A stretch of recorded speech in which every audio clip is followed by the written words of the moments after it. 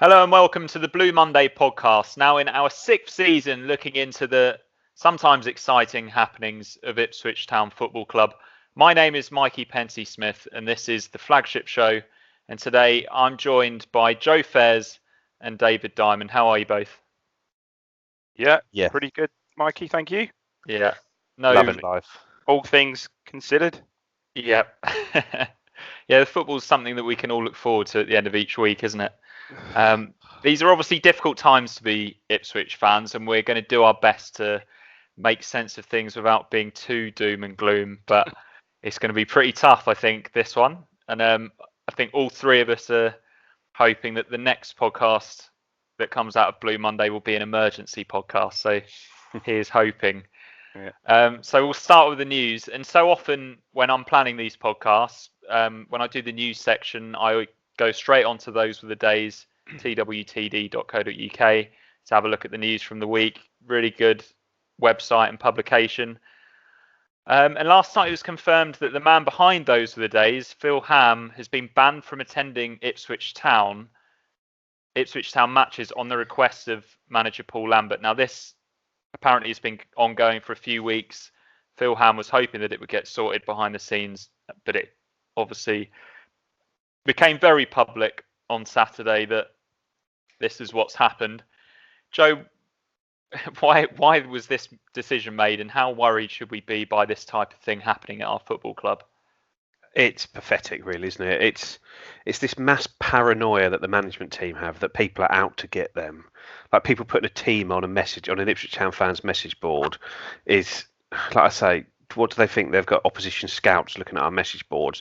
They're going to take the word of some Tom, Dick, or Harry who's posted the team on there. When people say, "Oh yeah, he's got a good reputation. He's given us deaf info before," and that the manager's going to make changes. Like I say, I appreciate that managers don't want their teams leaking out. I've had teams in the past and I've passed them on to people and things, but I knew this was going on because Phil had spoken to me a few weeks back saying, sort of, if I do hear anything, don't put it on the message board because the club are sort of getting on top of it. I think yesterday somebody posted that Liam Gibbs was starting on there and the post had to be taken down. I think the club had probably got in contact again, and it's just the club should maybe focus on doing the right thing rather than worrying about a few little bits here and there, but sort of away from the sort of reasons for it. I think the actual decision is shocking, really. Like Phil is somebody who has dedicated his life effectively. I know it's his job, but his life has effectively been dedicated to following Ipswich Town. He's somebody that's been really supportive of the podcast. He's been supportive of the academy, that if people are doing charity events. And it is, like I say, I use the message board a lot there, but you sort of forget how many, like when you saw the messages last night, how many people rely on that for their news. I know there's the East Anglian and the Ipswich Star, but ultimately TWTD is probably the most read fan site from the club, and it's just, I say, it's just so short-sighted and so pathetic and so, like I say, it's just so needless, and it just shows a sort of, like I say, I had a big moan about Lambert last week with regards to how he was treating Brennan Woolley and the sort of way he was dealing with interviews there, and it's just another sign that he is not, like, he's not the man that came into the club who was willing to try and pull the club together to try and get everybody on board. He's just so far removed from that person, and I say Evans and the Ipswich fans have been sold a dud on that account. And Dave, Richwood tweeted a question, obviously of our parish. He says, surely someone with common sense at the club should have intervened to prevent the TWTD banning escalate as it has done is doing. It's terrible PR. Are we as poorly managed off the field as we are on it, Dave? I think it sounds like we are. I think I read somewhere that who's the club? Is it Steve Pearce? Is it Steve Pearce who was the club? Someone, I'm sure I read on one of the forums somewhere that he hasn't been around the club, or no one's sort of seen or heard anything from him for the last few weeks. And just if I can, just getting back to Lambert. Lambert's very contradictory, isn't he? Because his interview after the Hull game was odd weird, because it was all about the fans. He said, doesn't really matter what I do, it's all about the fans. The fans are the most important thing. Well, and then what's transpired with Phil and TWTD, it's to me, it's all very contradictory, and he's losing. In my opinion, if he hasn't lost it already, he's certainly on the verge of losing it. It's not good. Not good at the moment. So the ill feeling has been in the air for a few weeks now, and on Wednesday night we heard from the Ipswich fan group Blue Action for the first time on this matter. They hung a banner at the club's training ground which read, "Shambo, cheers for the beers, but it's time at the bar." And they also released a statement where they let it be known their opinions on the current manager. They've been big supporters of Lambert in the past, Dave, and now have publicly turned against him.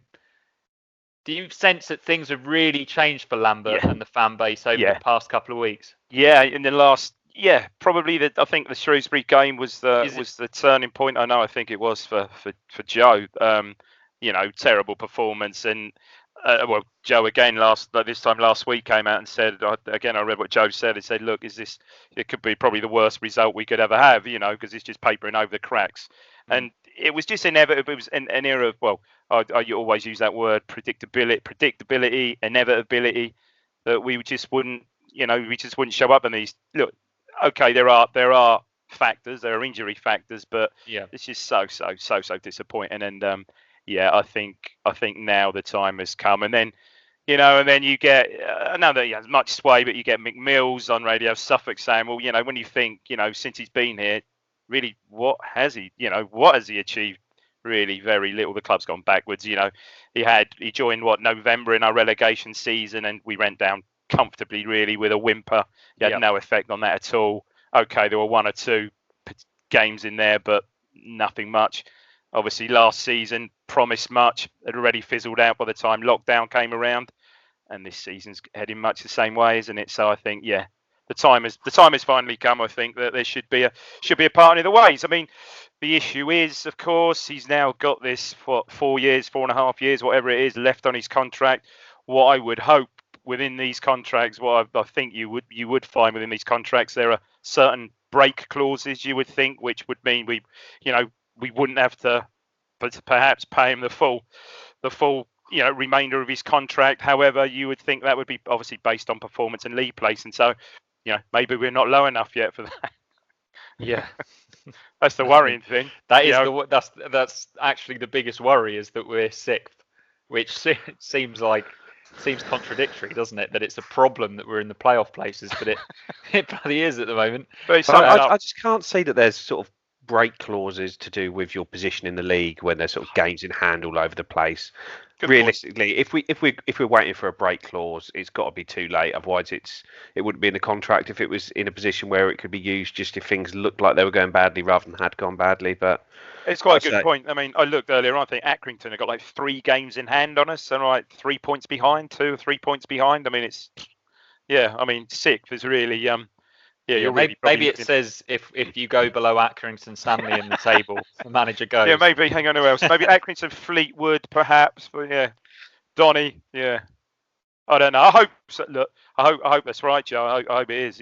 But as we said before, Sunderland have acted already this evening. Are we missing the boat somewhere now? Well, I know Sunderland have got a potential takeover in the works with some sort of French guy, the Marseille owner's son, isn't it? I think so. Unless he's picking the new manager and he's going to go something out there, realistically, they're going to be fishing from the same pool that we would be looking in, as in League One clubs. And what was it last time? Jack Ross, he was our potentially preferred candidate. It was between him and Hurst at the end, and Sunderland stole the march on us there and got him and took away our choice. Whether we'd have gone with Hurst anyway, no one knows. But this time, is it going to happen again where Sunderland beat us to the punch and they get the man we want? Well, I don't know. I think my son just said earlier that within the last sort of hour or so, I think Poyet's been installed as like 6-4 favourite or something. Well, we did have some inside information on that. Yeah, I can. My inside information is that Gus Poyet is in the country. So yeah, I've always got my finger on the pulse, haven't I? There you go.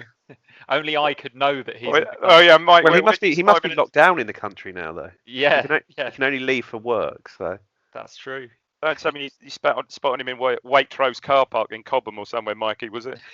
No, it was actually it was at Stockley Park, yeah, at work. I think he was doing some Champions League stuff. And just on the topic of Champions League, for those of you not watching and listening to this, Joe Fairs is tonight wearing a Borussia Dortmund Champions League special.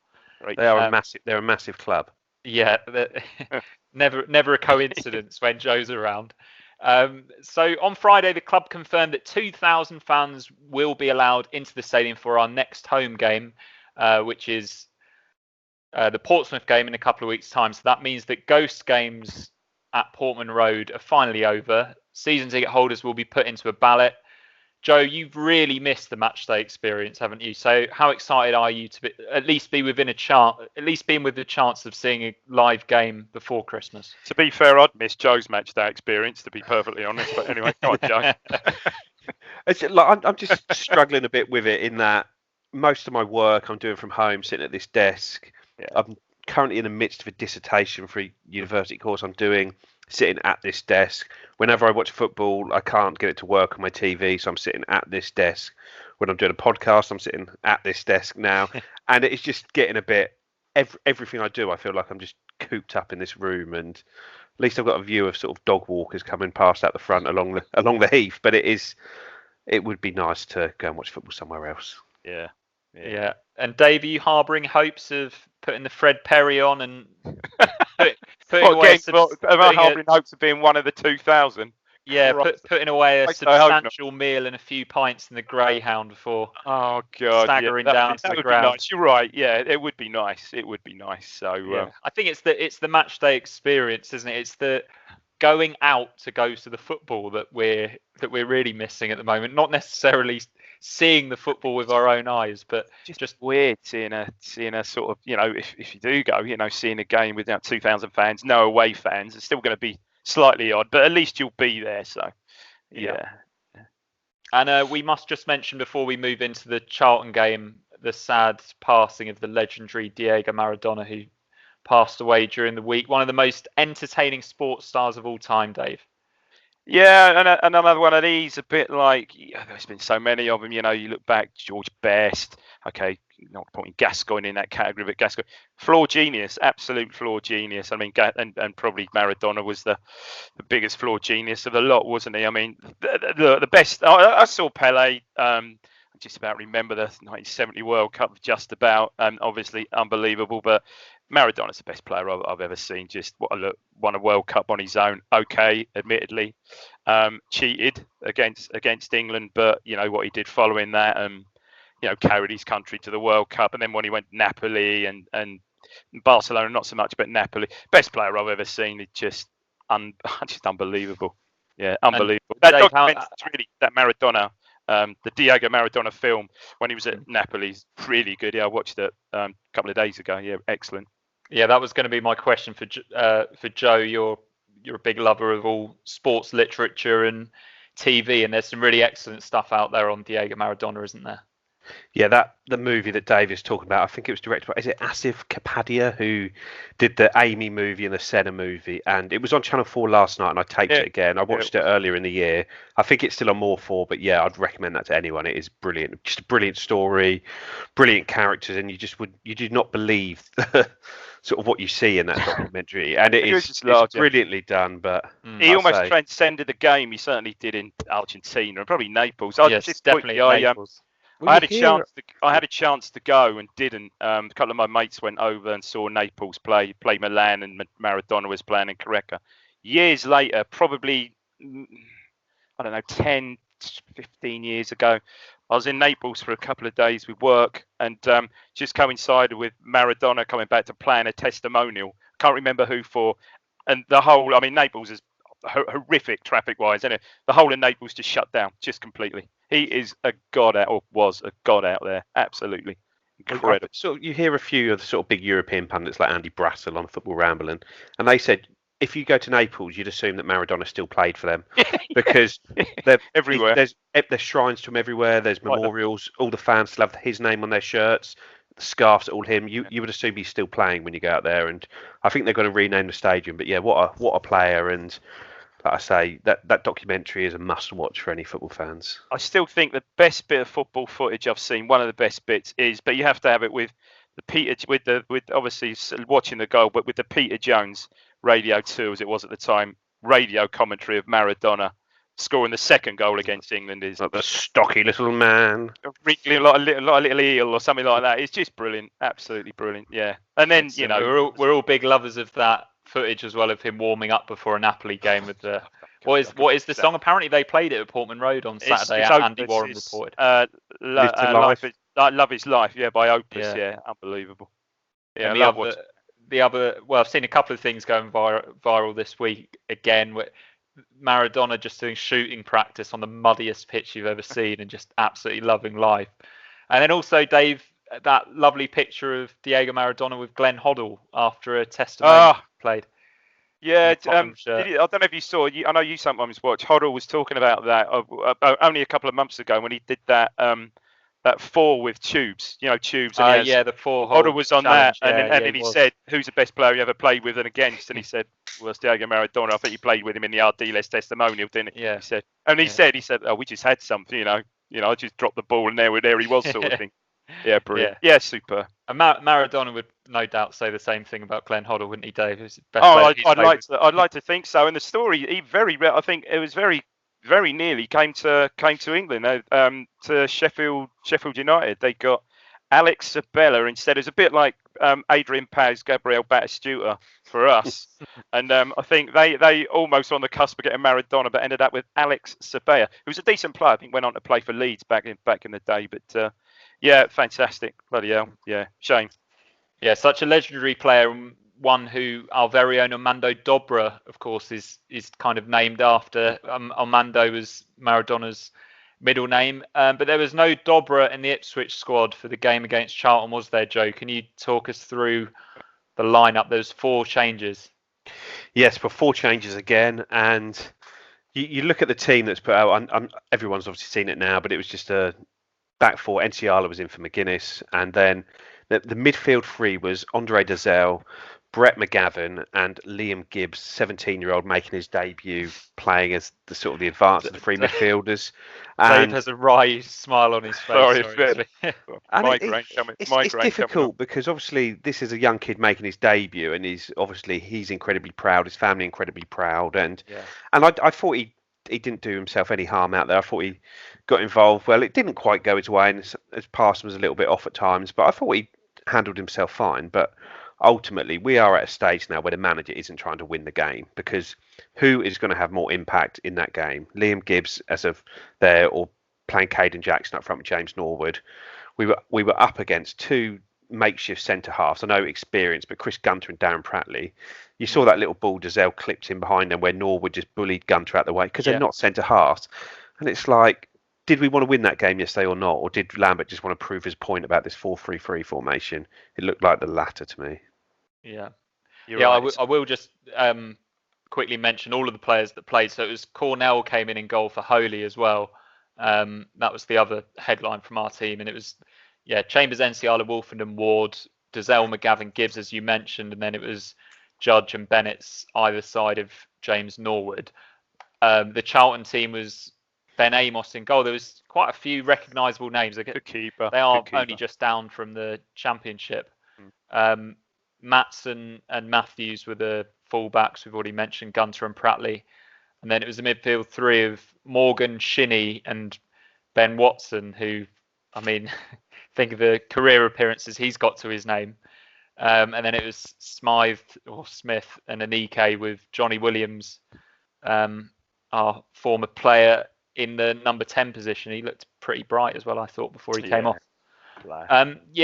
Joe, just returning to Gibbs, you've bigged him up to us before, and you've said what a talented footballer he was, but this is just completely the wrong time to be throwing him in, isn't it? Yeah, that's what it felt like to me. He had a good game for the youths on Monday in the Youth Cup, but ultimately he's still a 17-year-old, and he's not a big athletic kid either. As well, he's quite he gets about the pitch well, and he's relatively slight, isn't he? And I'd say it's not a position where you bring a player in at a young age. If it's maybe in a wide role, if it's you're giving them 15, 20 minutes at the end of the game, or to try and get back in it, or to sit on a lead, or just to give them some experience. But you saw that midfield, and obviously Brett McGavin is a player that likes to sit in that deep role that Andre plays, and he's having to play a relatively unfamiliar role to that, because him and Andre haven't played together much, because Andre's always been ahead, and you're now, I say it's just like I say, you saw what we're up against. Ben Watson in there, 500, 600 league appearances, Premier League, Championship, a sort of proper footballer, scored FA Cup final winner, for God's sake, and it just struck me as a formation of a manager who's trying to prove a point rather than win the game. Yeah. But despite all that, we actually started the game pretty well, if you cast your minds back.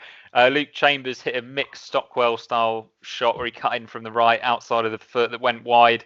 Norwood, you've already mentioned this one. He shrugged Gunter off the ball and then lifted the ball just over the crossbar. But we don't look particularly strong at the back. And there was a warning sign when Cornell had to save from Johnny Williams, when it looked for all the world like Nsiala was about to give away another penalty. But on 21 minutes, Dave, we find ourselves behind again. Yeah, and it's another bad goal, isn't it? Wolfenden was just out of sorts yesterday. I thought it was the worst game I've seen him have. He was really.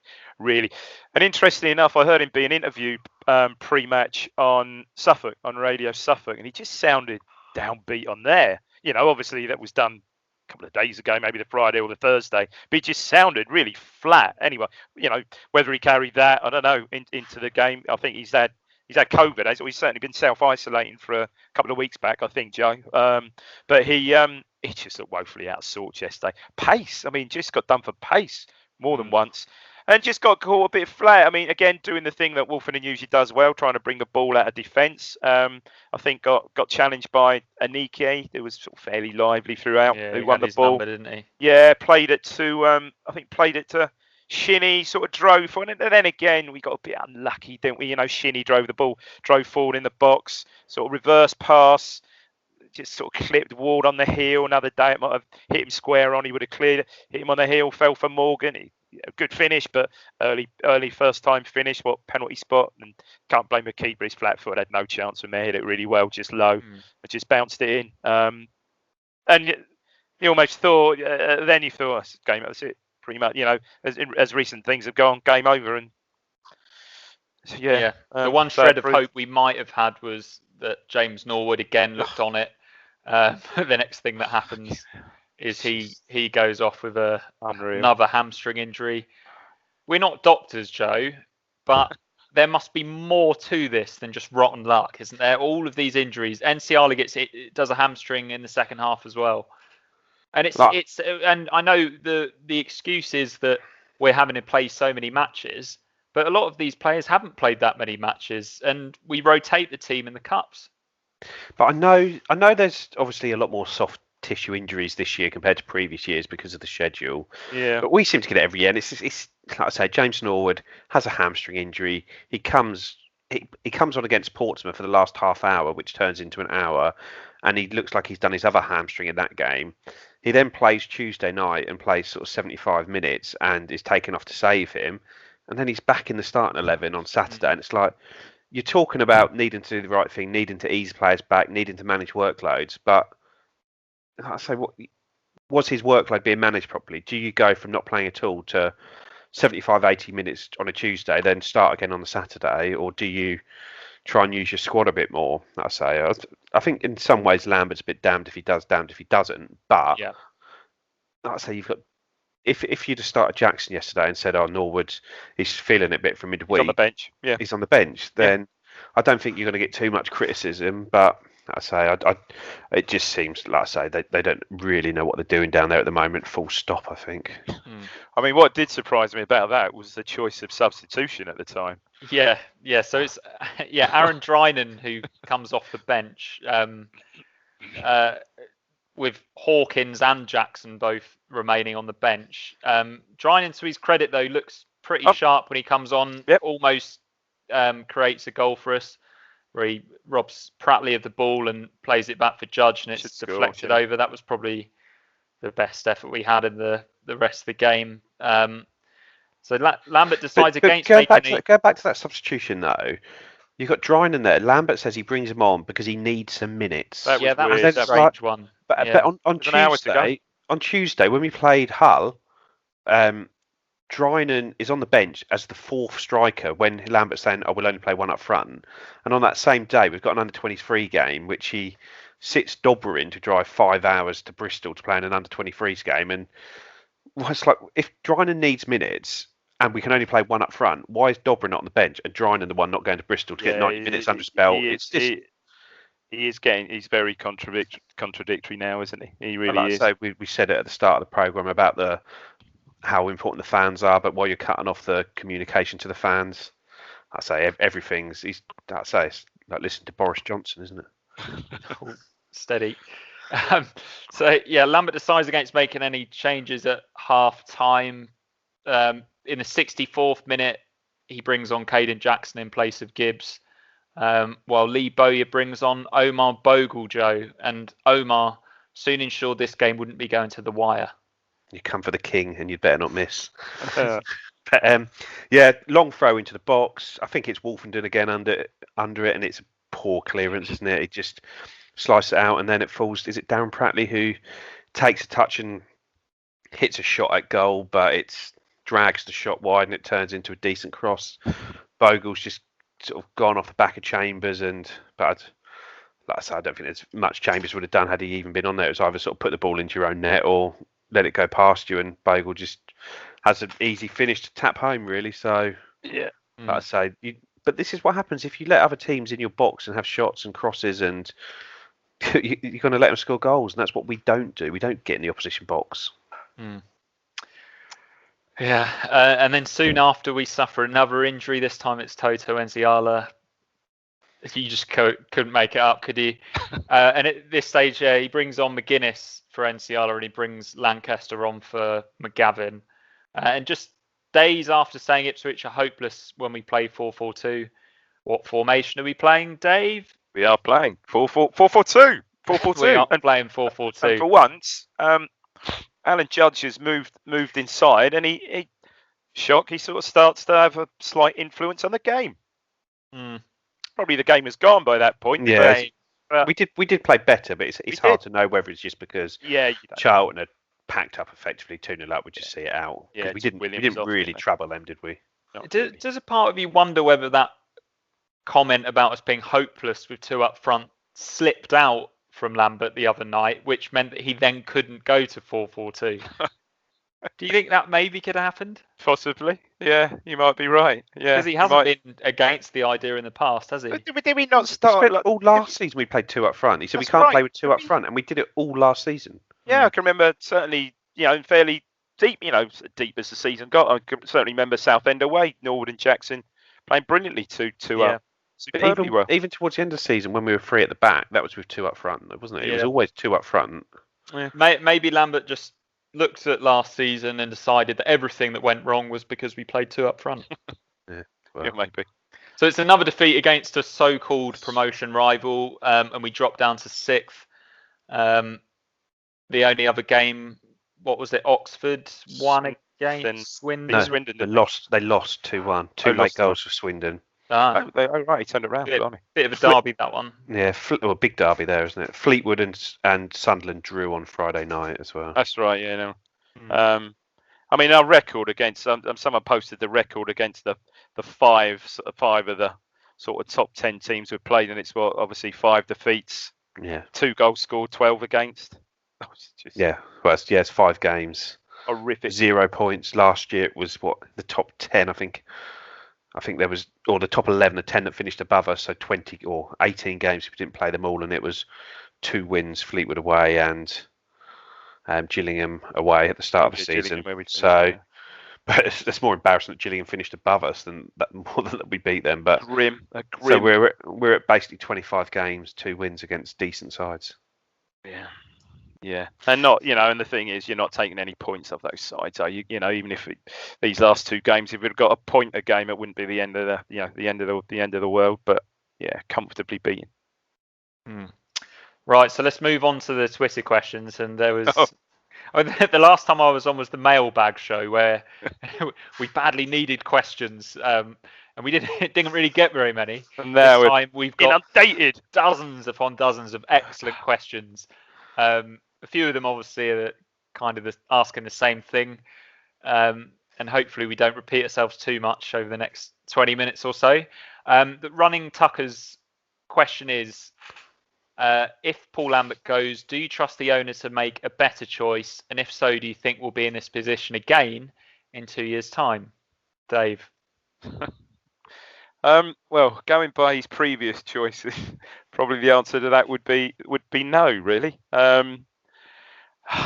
Yeah, I mean, we say it every time. I think when Lambert came, we said, "Oh, this is the most important appointment in the club's history, for Christ's sake." To stop us sliding into slippery slope into League One. Well, that obviously didn't work. So, I mean, this season, as we all know, financially wise, more than anything, the goalposts are likely to move. And this season, more than anything, you do not want to be stuck next season in League One. So, yeah, it is a massive.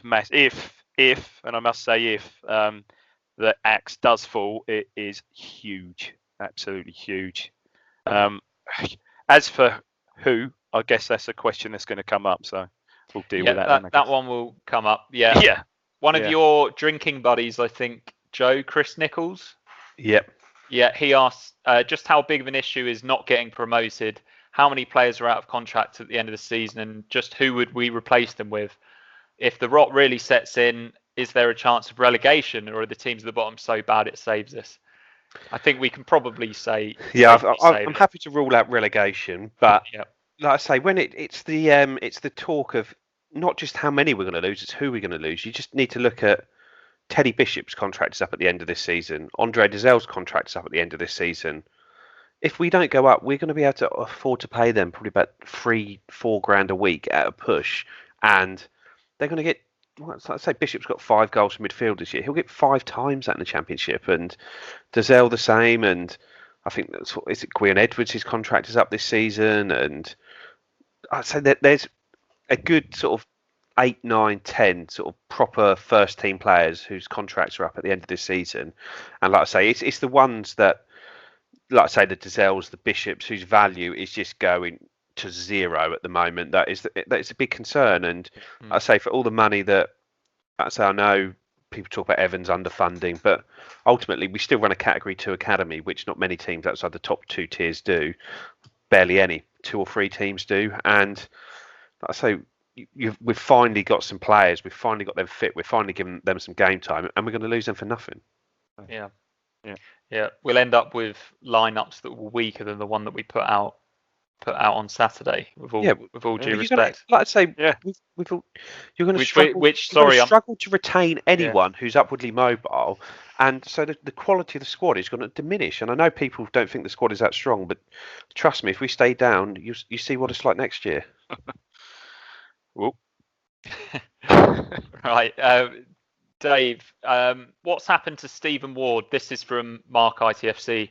What's happened to Stephen Ward? He looks a shadow of the player we saw at the start of the season. Is he dragged down by the losses, poor coaching and negativity around the club, or is his age catching up with him? I don't want to say bit of both, because it gives a bit of everything. I think his age could be age, could be negativity. He's not as effective perhaps as he was at the start of the season. No. I mean, at the start of the season, I think in certain games he was linking up quite nicely with Freddie Sears. Well, Freddie Sears had regressed recently. Let's face it, his play had regressed recently. So I think it is a combination of factor with him and his age. And okay, you say the pitches have got slightly. I mean, it looked immaculate yesterday, but slightly heavier and stuff like that. I noticed in previous couple of games when he gets turned, he just hasn't got the legs to make that recovery, which maybe he wasn't getting. Maybe he didn't start the season, maybe he just wasn't getting turned at the start of the season. We weren't perhaps playing so teams that weren't able to turn him, but I think his age is starting to show. I still like him when he gets in good positions. When he gets in those advanced positions, he still invariably delivers a pretty decent cross, to be fair. But he's not. I agree with that. He's not quite the player he was. But if you compare Ward to Luke Chambers, they're both 35. Ward spent the majority of his career at a higher level, sort of much more pedigree than Luke Chambers. Probably played 250, 300 games in the Premier League, but ultimately in the Premier League, he's been playing for sort of lower down teams. So no cup runs, no European football. 38 games a season is a lot less than 46, and it's really compact. And he hasn't played that much in the last 2 seasons before this one, where sort of Luke Chambers is 35, but he's played 40, 50 games a season. He's conditioned for it, season. He's conditioned. EFL football. Luke Chambers, I think, shoot me down out there, but he's probably been one of our most, if not, because Bishop and Edwards' injuries, probably our most consistent player of the season so far at right back. He's really surprised me, really has. But not great yesterday, don't get me wrong. Not great yesterday. Probably his worst game yesterday amongst others. But he's done pretty well. He's done pretty well. Managing your body to get Saturday, Tuesday. I know it's cliche that sort of schedule, but managing your body to get through those games is not easy, and that's something that Chambers has done, and it's something that Cole Skuse has started to not be able to do over the last 2 seasons. Yeah, that's a good point, and it's a good point you make about Ward, Joe, that he just hasn't played those. He really hasn't played those amount of games. Yeah. Okay, Chris Rand. Surely the problem all season is that we're playing a 4-3-3 style short passing football in a 4-5-1 formation.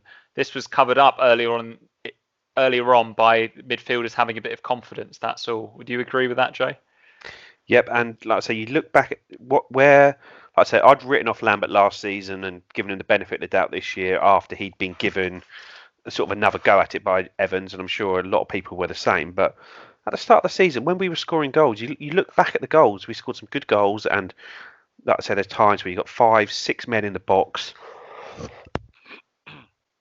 So you've got 5, 6 men getting in the box for chances, and that's what happens. You've got both fullbacks in the box. You've got your midfielders all pushing on. You've got your striker there. We are just not getting men into the box anymore, and our players got deeper. Our passing has become less penetrative, and also we're missing Teddy Bishop and Gwion Edwards because we relied so heavily on them being able to beat a man in the final third. Yeah. Mullet asks Dave. We've talked about the decision to play Gibbs already. Joe's talked about it at length. Did Lambert misjudge Gibbs' readiness, or did he throw him into the fray to make a point to the fans and the owner? He talks a lot about not worrying about being sacked and not being able to control things. But if that's the case, why has he remained at ITFC in this manner? Yeah, it was an odd one, but then we find out after the game. I mean, Emir Hughes didn't. And Emir Hughes hasn't been, what's the cliche, pulling up any trees when he's played, and he was out of the 18 completely yesterday. Okay, we find out afterwards that he was injured. Would I say Gibbs was ready? Yeah, like Joe said, I think he acquitted himself reasonably well. Looked perhaps a bit nervous at time when he gave the ball away, but he acquitted himself reasonably well. But did it smack of desperation? Is that the right word? I mean, it smacked of Fleetwood at home last season to me. Yeah, when he threw McGavin in. When he threw McGavin in, exactly. But again, even in that game, we were in a very similar mood after that game as to this one. We thought, how has he not gone already? Yeah. And here we are, a few months on. But I just don't know. I fear it might take the 2 games this week. I don't know. Andy Kidd asks, Joe, does Lambert's comments about our inability to play 2 up front and then doing exactly that towards the end of the match prove he's absolutely clueless? Well, I think there's enough proof that he's absolutely clueless. That's just one more thing to add to the list. List of cluelessness. Ashley Eldon, Dave, has Lambert ever accepted any responsibility for any defeat, poor performance, tactics, formation or substitution? Convince me he's deliberately not trying to be sacked. Well, I don't think he has, and it's easy. It's so easy now because he has got the injury, so he can just shift the blame on that, and it's easy to do that now, isn't it? It really is. It's never really been his style, though, has it? Anywhere to be someone that's brutally honest to the press and say, "Oh, look, I made mistakes here." No. And I don't think he explains himself, is he? No, he isn't. No. And at the end of but in pre-season, I remember him saying that we weren't good enough last season. Didn't really say it wasn't good enough at the time, but he ended up saying the players need to have a look at themselves. I just look at the coaching down there, I mean, and these young players and coaching, and I think Joe said before, the style of play that's being coached right through the club now. This possession football, seemingly in front of the opposition. I mean, what is that? I just don't see it, and I just don't see that leading anywhere at all. Yes, possession football, but come on, with some more penetration to it. But I just don't see it. I don't get it at all. I thought it was interesting that Brian Klug did an interview on the club's channel on, was it Thursday that was released? And yeah. There was a couple of bits in that where they sort of asked him about, you've got Paul in, he's trying to put the same thing all the way through the club. But Brian was quite quick to sort of say, we teach the boys lots of ways. We teach them to be adaptable. We teach them to play. There's not one set way to play. We teach them to play lots of different ways. Because that's what you got to do. Because ultimately, even the under 16s who are close to breaking sort of through, by the time they're 18, the manager's going to have likely changed, and that's not against Paul Lambert. Any under 16s who are 2 years away from the first team, at 90% of the clubs in the Football League, in that 2 years, they're probably going to have a different manager by the time they turn 18 than when they turn 16 at the club. So I think, like I say, Brian, and like I say, it goes back to the Ipswich way that we talk about, and it was Bobby Robson, George Burley. It's and Mick Mills, you hear him on the radio. It's not about playing a short pass or a long pass. It's about playing the right pass, and that's what the players learn all the way through. And I'm sorry, but passing the ball back and forth between your centre backs all game and not penetrating, not looking to move forward, is not playing the right pass. I mean, I go back and I hark back to those days, and even the days when we had Murin and Tyson playing in midfield, we could be direct as any team. Yeah. It helps that you've got Paul Mariner up front with Alan Brazil and Eric Gates feeding off him, to be fair. But we could be really direct. And before the Dutchman came, we were really direct side. With the likes of Mariner and Wymark up front, for instance. Yeah. Very much so. Even you look at the Burley teams with Naylor and Scowcroft up front, we were direct. Like the John Lyle team, I'm sure Craig will love Steve Whitten getting a mention. But that was the tactic, wasn't it? Absolutely.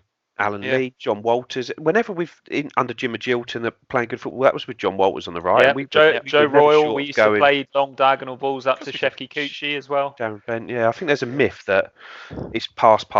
It's not. And like I say, when I watched the playoff final back, the amount of times Venus and McGreal ping balls into the front men's feet. I mean, look at the great goal. Look at Stewart's goal, the header, for God's sake. I mean, the raking pass from Venus must have been like 60-yard ball, wasn't it? Yeah. That was just finding a way to get possession in the final third and then play nice, attractive football or putting a cross into the box, wasn't it? But also having good technical footballers who can pass a ball. Yeah. And can do the right Venus. Yeah. Like I say, in the Wembley documentary, David Johnson talks about Burley, the same sessions all the time. It's all about getting the basics right and being able to pass, but also being able to hit the ball when it's there to hit. Yeah, absolutely. I just don't get it. Don't get it at all. Ashley Simmons asks, Joe, how far does it go before you seriously question your loyalties to a club who couldn't care less about its fans and seemingly its operations on and off the pitch? It's difficult, isn't it? I think it's very difficult to turn your back on the club for, like I say, I'm like Dave, I'm local. I live in, just outside Ipswich. It's much more difficult to avoid, but I can understand those who traipse back from London on the Rattler, getting back for night games, have to miss injury time, run back to your train to make sure you get it. How those people stop watching it, especially when they've got used to watching it on iFollow. But I'll always go because I'm in the town. But I say it's getting very, very difficult to go. And like I say, I'm not, even these sort of ones where there's a few tickets available, I'm not particularly bothered about going at the moment. If I was to be offered the next game, if Lambert was still in charge, I'd probably say, no, give me the one after that. To sort of keep pushing it back until when he's still in charge. Yeah, you know what I mean. But I've got no real interest in using up one of my credits when you're probably only going to get 3 or 4 games between now and the rest of the season watching a Paul Lambert side at the moment. Mm-hmm. Yeah.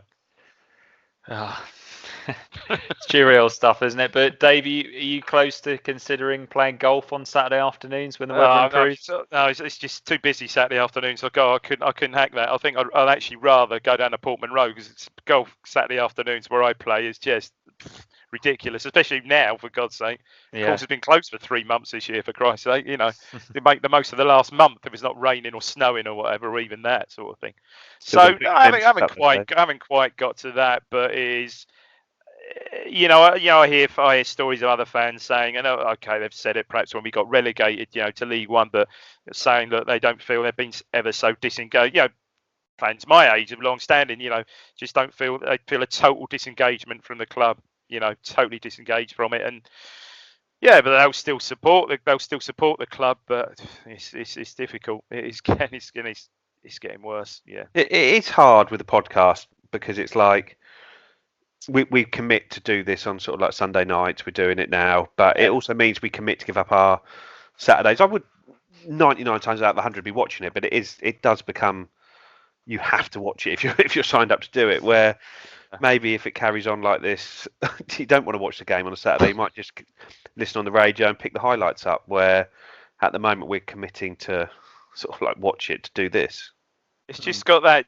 You sit down for a game, and it's just got that total inevitability about it, hasn't it? Yeah. I mean that's the word, isn't it? It's just, you're gonna sit down and you're not going to enjoy it.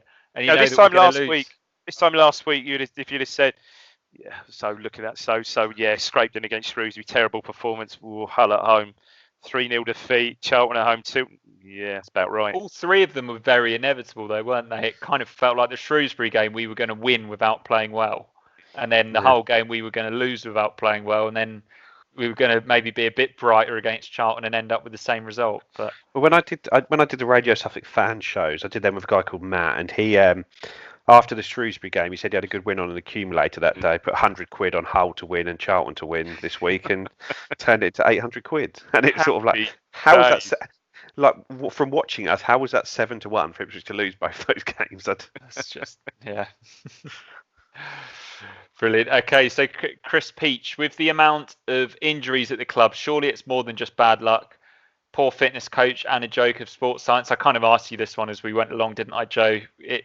We don't know exactly what goes on the training ground and at the club, but there's clearly something either missing or just not quite right. Well, you see bits there, and I haven't seen the fitness coach in the warm-ups at the moment, so I don't know what's gone on with him, Jim Henry. He doesn't seem to be there at the moment, but whether that's just I'm missing him there or something more to it, we don't know. Tractor Boy Pete, Dave, what differences do you see from this time last season? None at all. Yeah, we're not probably the hardest question of the lot, isn't it? Yeah, thanks for that one. Yeah, thanks. You really not much at all. No, it's exactly the same phase, isn't it? Again, any team that's decently coached comes here and sets up, gets busy, knocks us out of our stride. I think one of the weather's perhaps a bit of a storm and scores and game over. They're letting us down when we feel like we need them the most.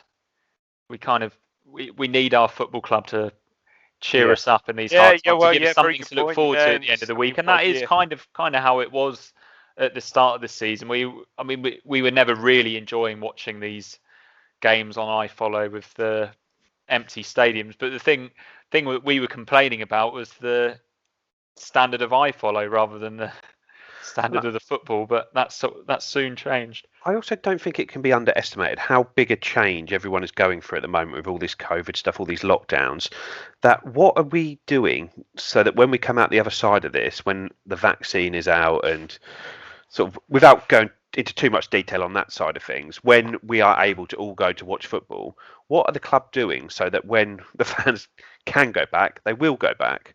Because ultimately you see how the club is acting at the moment. I know we covered at the start with Phil Hammett, those were the days, just the Blue Action guys. The club now are fully aware what the fans think of what is going on there now. And unless they make a quick change, they are basically saying, we don't care. And when we don't care, when the fans can go back, why will they go back? Will we go back flying? No. And like I say, if we do make a change and we can start pushing up the league, then the fans will be dying to come back, desperate to. But if we're stuck in mid-table in League One, people are going to be. Well, a lot of people have cancelled season tickets already. How are you going to get people to renew and purchase season tickets if this is how it carries on, and for how long? Yeah, it's a very good point. FPL Tractor, I quite enjoyed this one. I'll ask both of you this. Wisely, you were appointed the new Ipswich manager on Monday. What are the first 3 things you do? Here's a few that come to my mind. Instigate a review of sports science and injuries. Tick. Pick Dobber in the A team for the Oxford game. I think that would probably be tick, wouldn't it, Joe? And Dave, the last one was pee in all 4 corners of the ground. I saw that. I did see that. Yeah, I think all 3 big ticks, especially the third one. Yeah, crikey. Yeah, I mean the sports science. I think the sports science bit surely has got to be looked at. I mean, I've never known anything quite like it.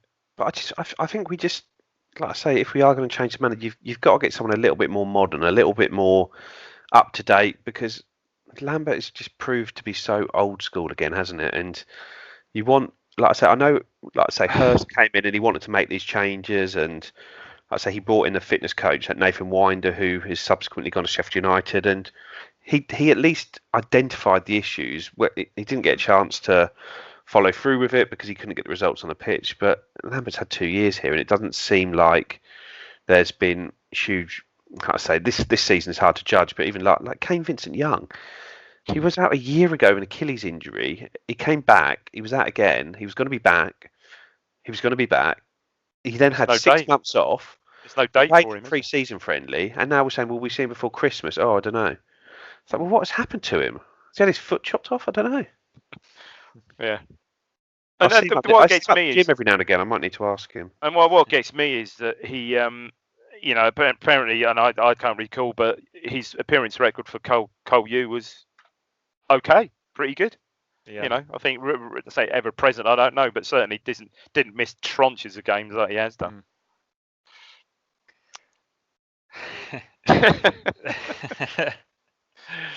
Come on, Mikey. Keep feels going. Like Groundhog Day, doesn't it? Keep going. Before we get to that $1 million question, Dale Ellis says it seems like most of us have had enough of Lambert. What do you think it will take for Marcus to pull the trigger? Do you think defeat at Oxford could be nailed on, that it happens before the weekend? I think what's happened over the last week will be big. I think like people may sort of belittle Blue Action, but sort of what they've done. But ultimately, sort of from what I speak to, Blue Action are a group that Marcus Evans would assume are still on the manager's side. He now knows they're not. Yeah. Like I say, I'd emailed the club last week with regards to how I was thinking about things, and I know since Phil Ham and the TWTD thing, huge swathes of people have emailed the club about that. And so it's not a case that a few fans have emailed, so the club are going to sack the managers. Of course, it's not that, but there's no way the club can plead ignorance now as to what the fan base think of what is going on, because Evans has always used the sort of atmosphere in the ground as his sort of barometer and his sort of bellwether as to what is going on.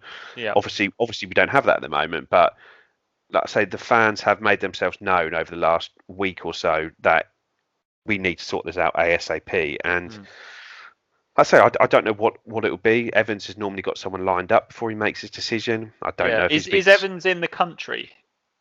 I don't know. I guess in the current climate that doesn't really make much difference. I saw that he was at the Hull game. Did I see that? He's been at a few games. I thought he was at the Hull game. Okay, well, if he was at the Hull game, then on paper he should be locked down in this country. Paul Lambert, effectively, he looks like a broken man, doesn't he? When you've seen him after the games, and like I say, I know I've been heavily critical of Lambert, but you take no pleasure in seeing anyone struggling like he seems to be at the moment. Whether it's, and I'm not saying mental health issues or anything like that, because it's none of my business and it's purely projection. It's not any of that, but he just looks someone that is struggling and he can't raise himself, he can't motivate himself, and he knows his time is up. We know as fans his time is up. Evans is the key. Does he know his time is up? Hopefully, but he must be aware. He must be aware of the groundswell of support. And if he does, then why make him go to Oxford? And I'm not saying he doesn't, but like on Saturday we played Plymouth. Why make Lambert traipse the width of the country on a bus to go to a game when he knows he's going to get the bullet straight afterwards? He made Hurst do it to Swansea, and then Hurst won, and then we pushed things back sort of 3 or 4 games, and that could have cost us. And can you imagine? You can't do that this year. Scrappy 1-0 win at Plymouth. I say you've just got to.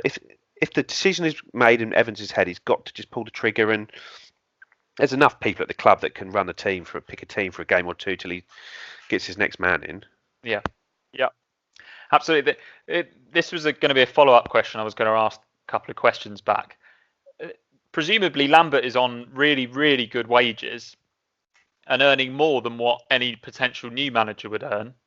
Is there a way that maybe the money that we'd save, I know he's going to get paid off, but that deficit between the new manager's wages and what Lambert is earning, could that be spent on sports science or something like that? I don't think it's that simple. I think they're more capital investments, sports science, as opposed to ongoing. I think it's the sports science isn't going to change during the season, is it? It's going to be something that maybe happens. There has been investments. The end of the season. See the GPS vests that they wear and things like that, which is something that Hurst brought in when we were like one of the only clubs in the '92 that weren't doing that. So it is just sort of slowly getting there, but it's bigger capital investments that Evans needs to make on that side of things. Yeah, I think a shake-up of sports science is that's a big job, isn't it? It's quite a big program, I think.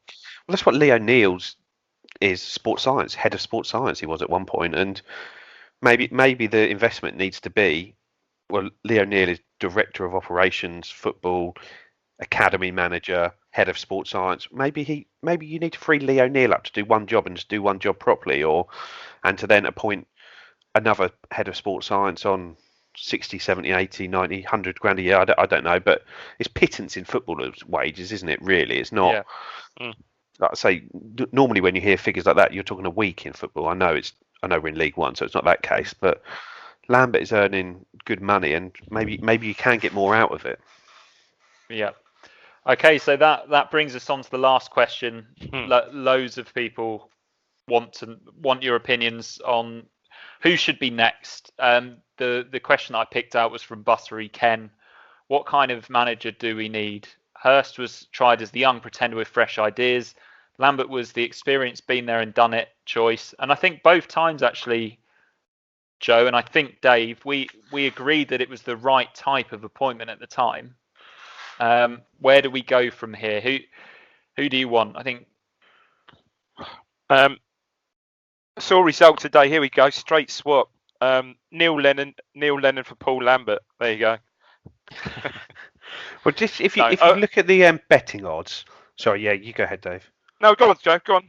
I haven't looked at the odds for our job. No, these are the odds for the Sunderland job. So you're going to imagine we're going to be in the same pool of managers as a sort of putting aside.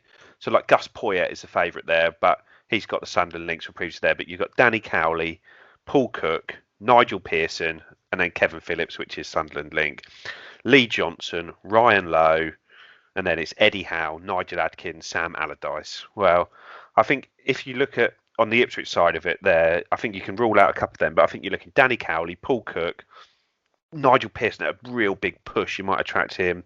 Lee Johnson, Ryan Lowe, Nigel Adkins. I think that's the sort of level, and it's sort of that or internal Ipswich connection. So you've got Kieran Dyer. You sort of Kieran Dyers, Terry Butchers in some sort of partnership, Shefki Kuchi, Darren Curry, someone like that. I think they're your sort of 10 candidates, really.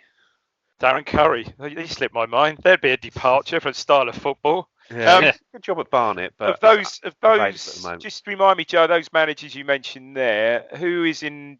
So Ryan Lowe is in Plymouth employment, isn't he? The others aren't. I don't think the others aren't. So the free agents there. You effectively got free agents. So Danny Cowley, Nigel Pearson, Lee Johnson, Nigel Adkins. Then there's Paul Cook, but apparently because Paul Cook was still under contract when he resigned at Wigan, there would be some compensation due to the administrators there. So something along those lines. I mean, you look at those. I don't know. They're just the same old names come out and out. Okay. Well, Phil Parkinson, I suppose, might be thrown in. Phil Parkinson pitched into that now. Simon Grayson. Simon Grayson, yeah, nice. I met Simon Grayson, nice guy. I just don't know. I mean, Lee Johnson, Suffolk connections, born in Newmarket. His old man used to manage. Gary Johnson used to manage Newmarket Town, sort of eons ago. I mean, he's friends with Cole Scouse as well. and very close to Cole Skew, teammates, obviously. So someone like him would come into the frame. I know he's not. Again, this probably applies to all his managers. He's not everybody's cup of tea, but I think did a pretty decent job at Bristol City. Really good job at Bristol City. All right, in the end, it didn't work out for him, but someone like him. He definitely showed he could improve players and sell them on for big profits, which is he did with a key thing for here. But like I say, personally, if I were to do it, I like the Cowley brothers. I think that what they did at Lincoln, where you see they brought that whole town along with them, or the whole city along with them, didn't they, from the National League to League One. Like I say, when we played them in the FA Cup, and they had 5,000 fans coming down. They're selling out every week at Sincil Bank, and it just surprises me that they just haven't been snapped up already. Though it just really surprises me. Well, they were at Huddersfield. Well, they did a decent job, fairly decent job at Huddersfield, didn't they? I think when they went into Huddersfield had 2 points after 8 or 9 games, and they kept them up. So and they achieved what they set out to do there. Boys, aren't they? Yeah. London, aren't they? Sort of East London, but they managers of I forgot who they Concord were. Rangers, and then in the Essex bloody Senior League or whatever. Yeah. Well, they took Concord Rangers to National League South, and then they took Braintree Town to National League playoffs, where they lost Grimsby. Then went to Lincoln and just did a brilliant job at Lincoln. Did a good job at Huddersfield, and are available. And I'm sure that they would want the job here, but it's just whether we can beat Sunderland to them if they want them as well. And there you go. But you need it's difficult because we do need a manager who can sort of run a lot of the club. They do a hell of a lot here, and there's 2 of them for a start, so that spreads out the workload a little bit. And like I say, they've done well in the small town or small city market at Lincoln and bringing them up the leagues. And ultimately, people talk about style of football.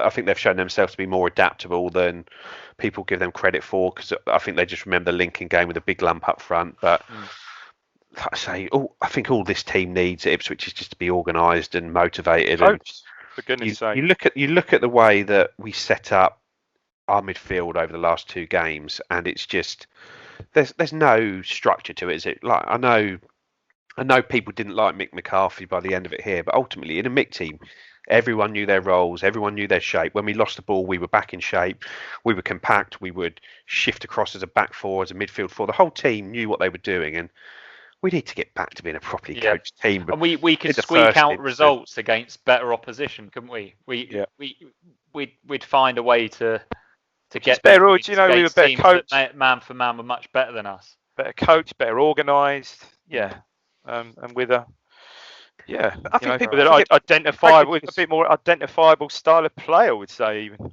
But pragmatists like Mick, when they have a good squad, they play good football. But when they don't, they don't. And I say, you see how Mick set his Wolves team up with those flying wingers, strikers.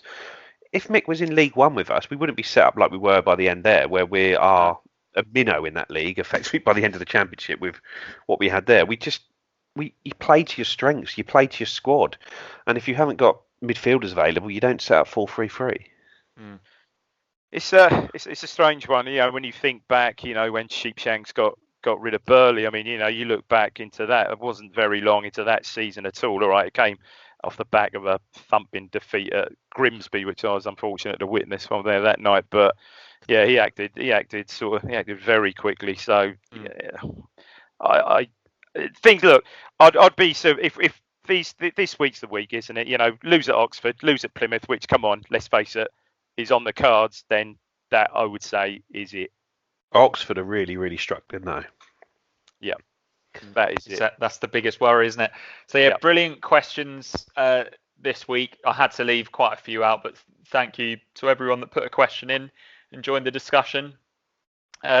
Before we go, just something a little cheerier, and the competition that we did on Twitter to win the excellent ITFC Greatest Goals postcards from @Parrot Design have been won by Marty Dye. So congratulations to him. If you missed out and you're interested in these postcards, for the next week, Parrot Design are offering a 10% discount for our listeners and viewers if you quote BM10 at checkout. So please follow him and check them out. They're really nice pieces of artwork, aren't they, Joe? Yeah, really good. Yeah, really like them. Just quickly as well, Mikey's a host. What is your view on Lambert, the next manager? Okay, so putting it to me, I'm in agreement with you guys that the Cowley brothers, if we can get them, probably the best option out there. I wouldn't be. I'd probably, the thing that would excite me the most is maybe Kieran Dyer, but that's quite high risk. So yeah, Cowley brothers probably my first choice. But if we did go for the cheap option and went for Kieran Dyer, I'd be right behind him, as I'm sure everyone else would be. Yeah, I wouldn't say Dyer's my first option, but if that was to be the case, I'd be happy with that decision and really look forward to see what he could do. Yeah. See what he could do. He could probably get his boots on, to be fair. Yeah. Yeah, I was going to say, thinking about what I did in the summer, it's probably come a bit early for Pablo Canago and Tommy Miller, hasn't it? Yeah. Yeah, no, he's, I would certainly say that at some point during the next week, 10 days, there might well be an extra show. Alan Armstrong's doing a good job at Gateshead. He could come down with his 9 children. Brilliant. Well, yeah, they could at least pack out Portman Road. Yeah. So Town returns to action, as we mentioned, on Tuesday night with that trip to Oxford. We'll return with a live stream on the YouTube channel after the full-time whistle. That is, of course, if we aren't on air before that. If there is a change, we will react to it as quickly as we possibly can. There'll probably be an emergency podcast or live stream. So if what we're hoping happens does happen, then yeah, keep your eye out for some Blue Monday. I suppose it's a bit perverse there, because if we're hoping does happen, that means we're hoping that we'll lose to Oxford and Plymouth, are we? What are we saying? I was actually saying... I want it to happen tomorrow. Yeah, sorry? Tomorrow morning. I'll be keeping an eye out for the Blue Monday bat signal in the sky. Yeah, hopefully this podcast will just be out of date and no one will watch it. No one will listen to it. So yeah, Rich and Seb, I think, are in the hot seat for that one after Oxford. And before we go, any last words from either of you? No. Under 18s had a good win at Swansea yesterday, or 5-1 at St George's Park versus at Swansea, and the under 16s won 4-1 at Arsenal. I think there's a 23s game this week, so Dobra will be busy, I'm sure. I'm just looking forward. You're still thinking about the bad news, aren't you, Jay? Yeah. I'm just looking forward to the Sky Sports sort of banner tomorrow night. Cowley's installed at the Stadium of Light. Yeah. Go on, Dave. Before we go, give the people what they want. Crap.